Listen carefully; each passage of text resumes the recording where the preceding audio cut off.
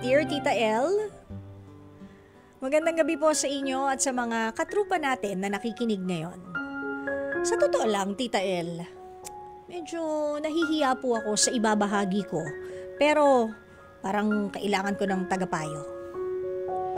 Ako po si Andro, college student sa isang state university. May kaibigan po ako na tawagin ko na lang sa pangalang Precious. Kaklase ko po siya since high school at kambal tuko kami. Napagkakamalan nga kami na magjowa kahit hindi naman eh. Para ko lang siyang kapatid at alam niya kung sino yung pinopormahan ko.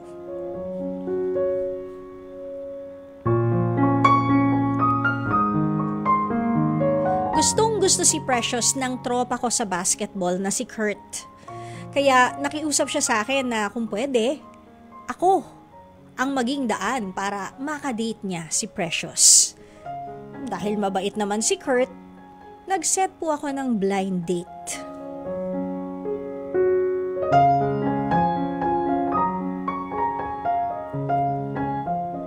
Walang isang buwan na ligawan, naging sila na ni Precious, Tita El.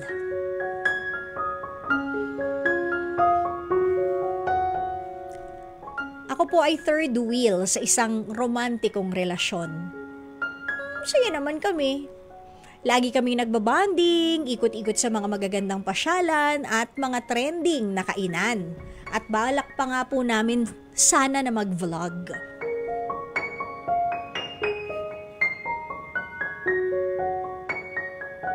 Isang beses, nakaramdam ako ng selos na walang pinanggalingan. Nanonood sila ng series sa apartment at naglalambingan. Ako, nasa isang sulok, naglalaro lang ng ML pero parang naiirite.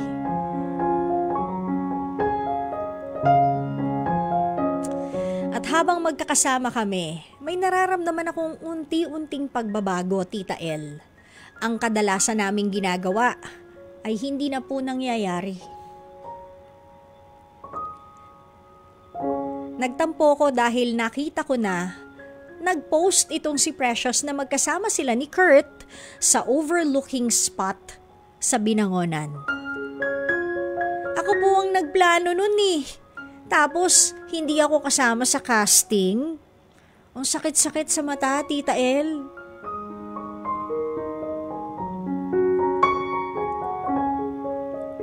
Ilang linggo ang nakalipas, sila naman ang nanibago sa akin dahil natuto na akong mag-adjust.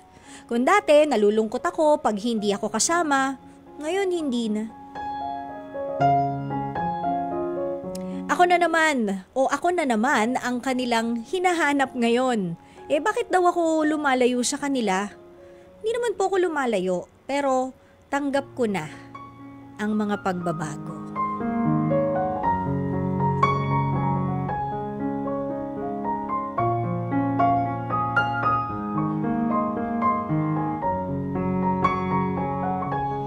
At kasama ng mga pagbabagong ito, Tita El, hiling ko pa rin ang pagyabong ng kanilang relasyon at sana pahalagahan niya ang kaibigan ko dahil precious siya sa akin.